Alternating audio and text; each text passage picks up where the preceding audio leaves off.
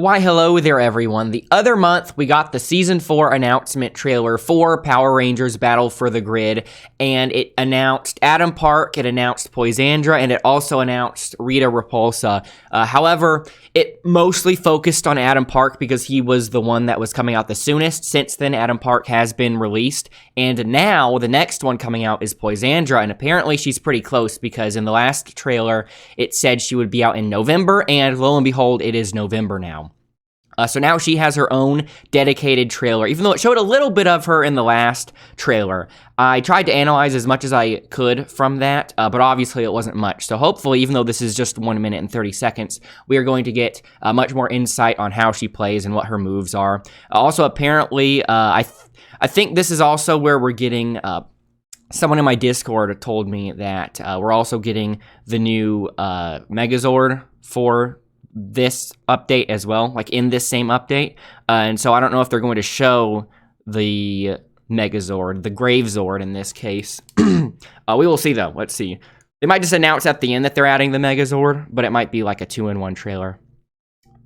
Turn the audio up a bit. Also, I have it on 1080p, but based on this screenshot, the bitrate doesn't look that great, but let's see. This'll be a piece of cake. Your plan is finished.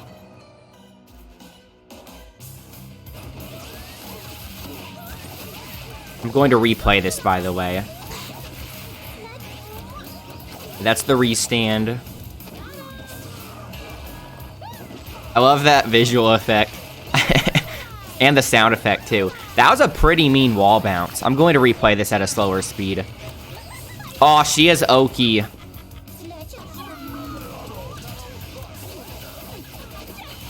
The, assist in that case, where he charges, it looked like you can kind of use that in the same way you use, Goldar's, in that it's basically like an armored tackle. It looks like he goes full screen, though. Okay, yeah, here's the new Megazord. So apparently, like, I didn't recognize this at first. Apparently, the Gravezord Megazord is one that debuted in the comics, which I think is really cool, because this game's story mode is based on the Power Rangers comics anyway. And honestly, like, whenever they add a new Megazord, that shakes things up just as much, if not more, than them adding a new character. So I'm just as excited for that. Okay, looks like it does like a low and then a high. Stops them from jumping, maybe.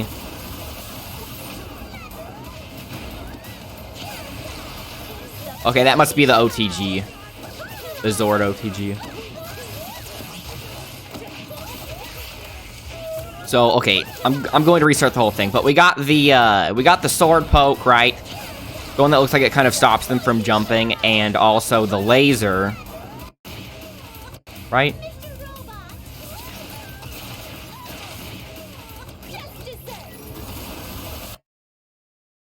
When she said just desserts, I had PTSD flashbacks to Sophitia from Soul Calibur. Just desserts!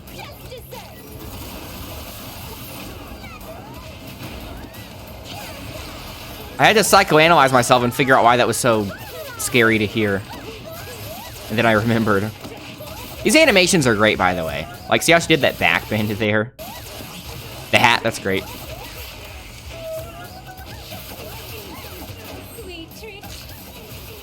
So, she definitely has some setups, right? I mean, the cake is literally a trap.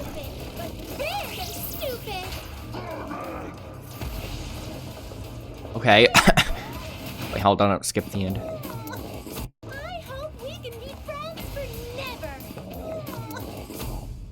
How precious. Okay, November 16th, so we have an actual date now. Yeah, and Rita's coming out December, so she's going to get her own trailer later. The 16th, okay, so that is after Shin Megami Tensei 5, good. So,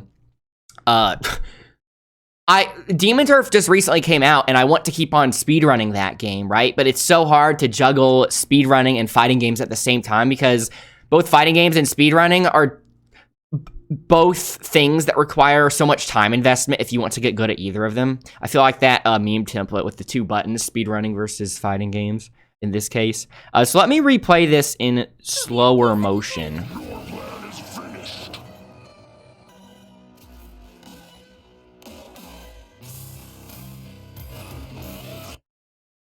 That's like a pretty standard jump in. The attack where she spins the wand there, it makes me wonder if that's a multi-hit move. Like if it jails the opponent much longer than you would expect. If it were just a single hit. That move she just used there in the air, that kind of looks like Scorpina's spin attack in the air, so I'm wondering if that can cross up, if you were to just use that as a jump in. That might be a good cross up. And the restand hit them when they were in the air, so the restand seems pretty good.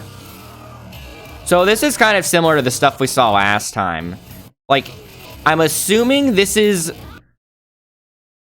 either just a command grab that automatically leads into the assist, or it's like a chain throw where when you're in this grab stance, it's more like a stance, and then maybe you have options from it, right? So maybe in this grab stance, you have multiple things you can do with your assist. So in this case, he calls in like a Daigo assist.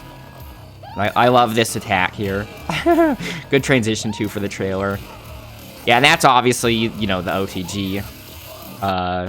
That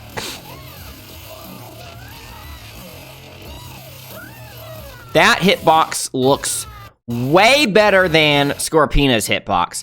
Like, the spin move Scorpina has, you can use to cross up your opponents, but the hitbox is so bad. It makes it so hard to actually cross your opponents up. But look at this. Look at that hitbox. That's so much better. Dude, there's no way this is allowed. There's no way that this can be allowed to exist in the game without them buffing Scorpina's hitbox. Come on, look at that. I don't want them to make Scorpina obsolete. Yeah, look at that. They're not even touching. Yeah, so if that hitbox is that big, then I'm pretty confident you could cross up with that, and that would be a really good move. Yeah, and it is multi-hit, see, because it hit initially, and then it hits again on the way. Yeah, okay, literally, she's on the other side of the airborne opponent, and it's hitting them.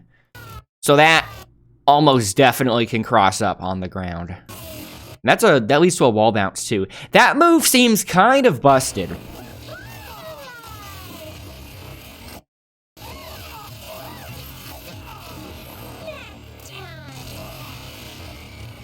So the cake OTGs if you just throw it directly on him. So I'm assuming if you throw it on them at OTGs, but if you throw it on the ground without them touching it, it's like a trap that you set up. Hitbox seems pretty generous too.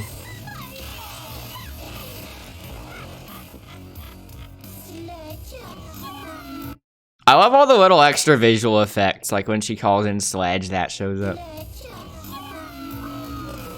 Yeah, so that is... Okay, so again, this looks like it's just taking... It looks like it's making other things in the game obsolete. Also, look how terrible this video bitrate is. Anyways. This is... So, like, this isn't an actual assist because it's part of her move set, right? But this is like the Goldar assist in that it's a tackle that's armored, right? So you can kind of throw it out in front of yourself to protect yourself. But in Goldar's case, if I'm remembering correctly, I haven't played it in a few months, but I'm pretty sure Goldar can only absorb one hit. I think that's how much his armor can absorb. It's either one hit or it's a damage threshold. But either way, my point is, I don't think a Goldar assist could go through all of these Udana projectiles, right? So this seems like it would be really good against Udana, which is maybe why they're showing her as an example. And he moves slow enough that you can set up another projectile behind it, which is crazy. And that makes it better than Goldar as well, because Goldar goes out so fast. Unintuitively, like, maybe some people not familiar with fighting games would find this strange to hear, but honestly, slow projectiles in fighting games are way better than fast projectiles. Because if you're using a slow projectile, it gives you time to throw out other things behind it, or like have it mask your approach, right? Make things ambiguous, things like that. It literally comboed into the heart, which is the restand. That is such a nasty hit confirm. Well, I don't know if you can hit confirm it, right? Because you have to preemptively throw out this heart. That's so dirty that you can just throw out an armored full screen move like this and follow it up with a restand, and if the armored move hits, the restand hits. And then that I'm sure you can hit confirm from that, right? Maybe you'd have to plink over, or you'd have to use some other assist, but that's definitely possible to hit confirm from the full screen restand like that and get a touch of death, I'm sure. I think in this case, though, she just gets the opponent that tagged in. Wait, hold on. What happened here?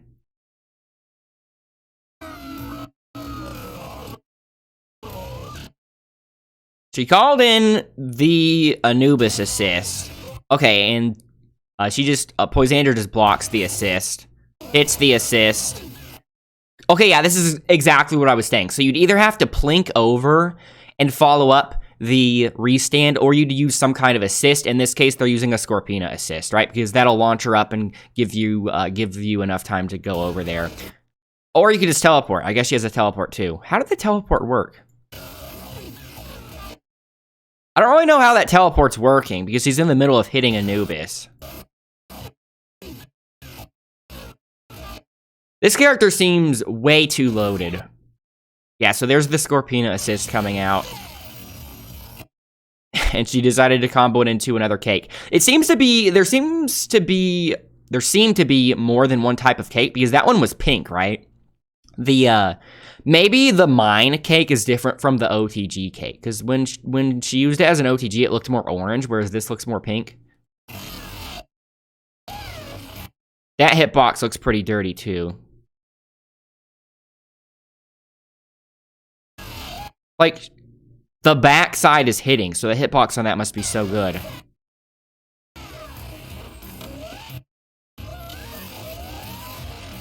Pretty standard combo here, even though the hitbox is dirty.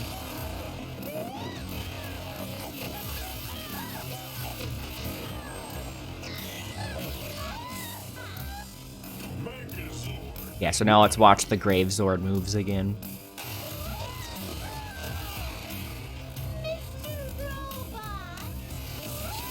So this is honestly pretty simple. It's not too much different from other Zords. The main thing about this is that because that sword is high, I think it would kind of... I'm really curious, like, how low the hitbox goes. It's kind of hard to tell because the opponent's currently being comboed. But so, like, I'm assuming that if you were to crouch guard, this would go over you, right? Because there's no way it would be touching. I'm wondering, though, if this would hit you if you're standing, right? So this might stop jump-ins and would stop you from standing, right? So it would basically force you to crouch or do some kind of, like, low-profile move if you were using it against a defending opponent or, like, using it from neutral, right? That's a cool setup. What I'm curious about is the sword comes out 3 times here, right? 1, 2... I'm wondering why it changed directions there. That might just be part of the move. Like, maybe it always does the other direction. Or maybe it's relative to where you're facing. I don't know. I'm curious about that. Yeah, and then there's the laser, which seems pretty standard, just in terms of what it does, right? I mean, it looks like a full-screen laser. It doesn't look like you can crouch it. You'd have to jump over it or just push block standing or crouching. That looks like it would mostly be used in combos, right? I don't know if you could really, I mean, maybe it does a ton of chip, in which case you can throw it out in neutral. Hold on, it seems to cover you up completely, so that actually has some utility I didn't think of until now. If it covers you up completely like that, that could actually sort of mask your approach. Run up and do some kind of 50-50, right? Like run up and throw them or something, or run up and like do a low or an overhead. So yeah, this actually does have some utility. Maybe it's not as simple as I thought. Yeah, and then you could cross up too, because even the opponent can't see their character very well. So if you try to jump into a cross up, it might be harder for them to tell if you are in front of them or behind them or right on top, right? It's easier to make 50s ambiguous when you can't see anything very well. Here's the Daigo assist. Was that an EX move, though? That's different than before, right? Because he lands and then he lands again. What? 1. No, okay, he only landed once. I thought he was coming back down again.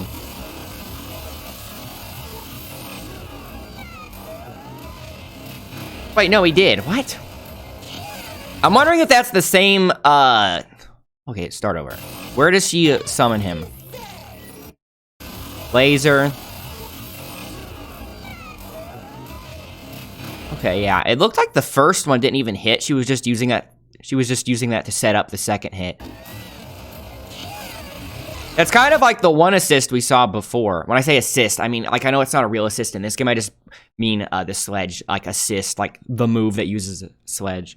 I'm wondering if that's the same assist that we saw before where he comes in like Daigo, or if that was like a meter burned version of it. I didn't see the EX indicator, though, so maybe it's just a different move entirely. Okay, so that claw move seems to be an OTG, but if used against an airborne opponent, it seems to launch them and keep them airborne for a significant period of time. Or standard combos. I love that animation. Yeah, and then we get the super at the end, right? Yeah, so there's the teleport. I'm wondering if you can turn, like, that into a cross-up as well, right? Like, I'm assuming you can still teleport even if they're blocking, right? Because what's the point of making it teleport if you can't use it as a cross-up? So that's yet another cross-up. So she seems to have a lot of potential cross-up ability. So I guess if you were to sort of make, if you were to sort of try putting her into an archetype, it would be like 50-50 heavy with also like setups and traps because of the cakes. And the sledge assist, right? Because that leads to setups as well. Yeah, see, this one's orange, so that's different than the pink one. So that is another assist, like another sledge move, I mean. Like, he comes down, and he sort of shoots upward, and it looks like it's meant to juggle the opponent for longer, yeah. Keeps them in the air for a while. The pose.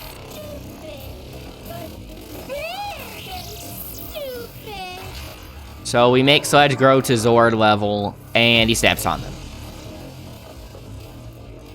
I hope we can be friends for never.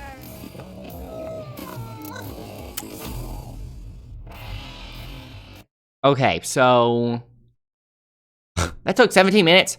Took 17 minutes to watch and dissect a 1.5 minute trailer. I was not expecting that to take so long, but let me know if you found that interesting.